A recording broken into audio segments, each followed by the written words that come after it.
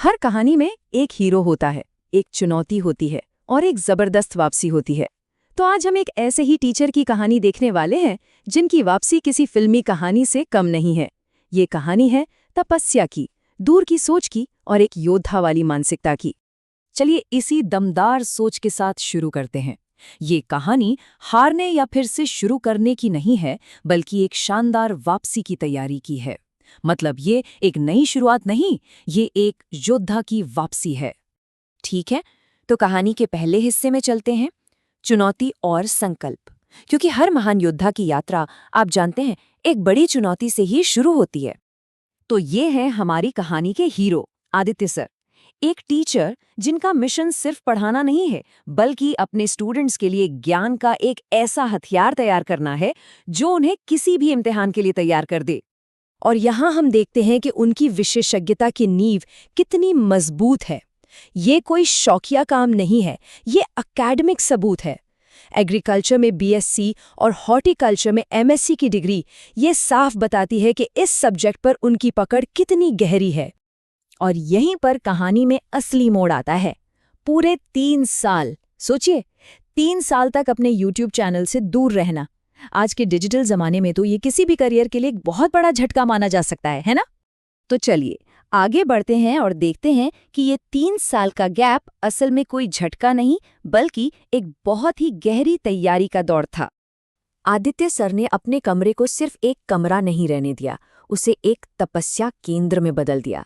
एक ऐसी जगह जहां ध्यान भटकाने वाली कोई चीज नहीं थी, सिर्फ और सिर्फ एक लक्ष्य पर पूरा फोकस था। जरा उनके माहौल को देखिए, एकदम साधारण, एक व्हाइट बोर्ड, कुछ किताबें और बस लगन। ये दिखाता है कि बड़े लक्ष्य हासिल करने के लिए महंगे तामझाम की नहीं, बल्कि एक अटूट फोकस की जरूरत होती है। सोचकर देखिए, पूरे 3 साल इसी तरह की साधना।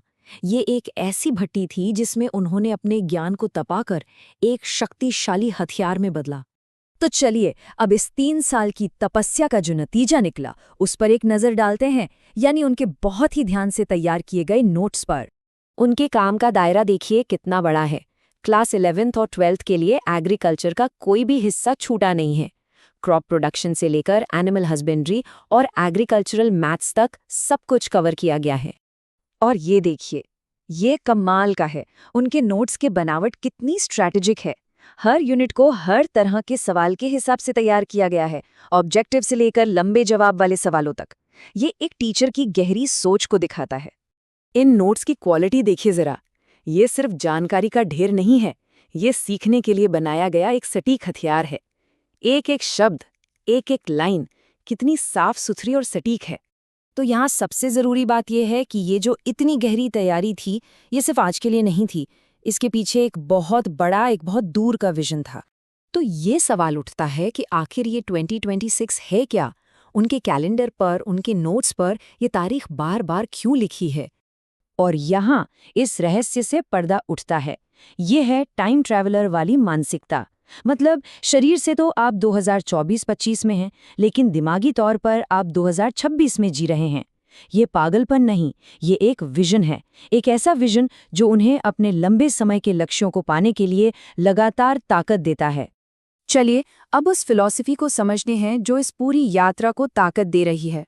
ये है वो मेन आइडिया जिसका इस्तेमाल आदित्य सर खुद को बेहतर बनाने और फोकस करने के लिए करते हैं। हमारा दिमाग एक सुपर कंप्यूटर है। तो इस फिलॉसफी के 2 जरूरी हिस्से समझते हैं। एक तरफ किताबों, पॉडकास्ट और नए अनुभवों से लगातार नई जानकारी लेकर अपने सॉफ्टवेयर को अपडेट करना है, और दूसरी तरफ मेडिटेशन, जर्नलिंग और खुद से अच्छी बातें करके दिमागी कचरे को साफ करना है। और आखिरी और सबसे जरूरी हिस्सा, अपनी बैटरी यानी अपनी एनर्जी को बचाकर रखना, क्योंकि टॉप परफॉर्मेंस के लिए ये बहुत जरूरी है। 8 घंटे की नींद, प्रकृति के साथ वक्त बिताना और टेक्नोलॉजी से थोड़ा ब्रेक लेना, ये सब उस एनर्जी को बचाने के लिए जरूरी है जो बड़े लक्ष्य पाने के लिए चाहिए। और आखिर में ये पूरी कहानी एक बहुत ही जरूरी सवाल पर आकर रुकती है। आदित्य सर की यात्रा हमें दिखाती है कि लगन और सही मानसिकता से क्या कुछ हासिल किया जा सकता है। तो अब सोचने वाली बात यह है कि कोई अपने सुपर कंप्यूटर को अपग्रेड करने के लिए क्या कदम उठाएगा।